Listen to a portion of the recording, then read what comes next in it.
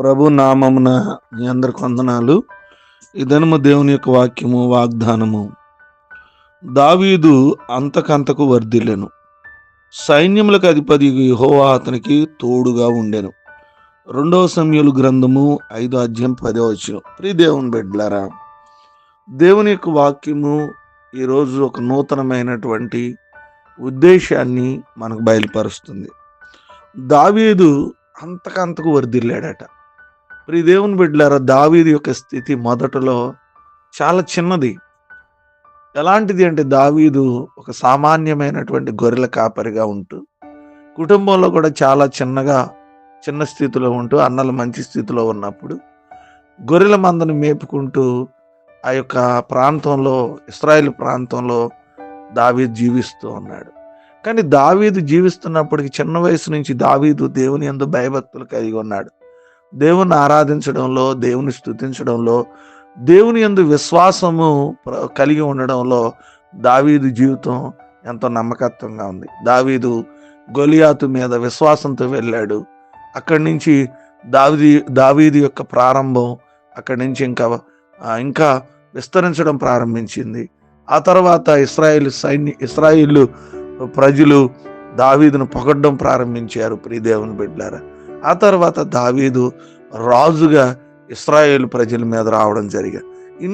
ఇన్ని రకాలుగా దేవుడు అంతకంతకు వర్ధిల్లడానికి కారణం ఏంటంటే, బైబిల్ చెబుతున్న ఒకే ఒక మాట: సైన్యములకు అధిపతి యెహోవా అతనికి తోడుగా ఉన్నాడట. ఈ రోజున నా జీవితంలో దేవుడు గనక తోడుగా ఉంటే, దేవుని చిత్తానుసారంగా మనకు జీవిస్తే దేవుడు మనకు తోడుగా ఉంటాడు. తోడుగా ఉండడం వల్ల అంతకంతకు మనం వర్ధిల్లుతాం. కాబట్టి దేవుని యొక్క తోడు కలిగి ఉండి దేవుని చిత్తాన్ని నెరవేరుస్తూ జీవిస్తే మనం ఖచ్చితంగా దావీదు దీవించబడినట్టుగా దీవించబడతాం.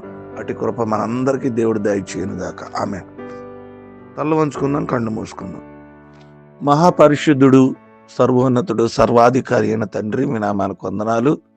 రాత్రంతా కాచి మరొక శ్రేష్టమైన దినాన్ని, 2వ దినాన్ని మాకు అనుగ్రహించారు ఫిబ్రవరి మాసంలో.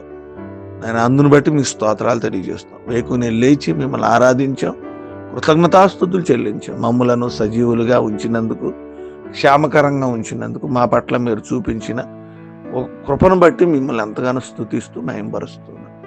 వాక్యం ద్వారా మాతో మాట్లాడారు. దావీదు అంతకంతకు వర్ధిల్లడానికి గల సీక్రెట్ కారణం ఏంటంటే, దేవుడు అతనికి తోడై ఉన్నాడు అని.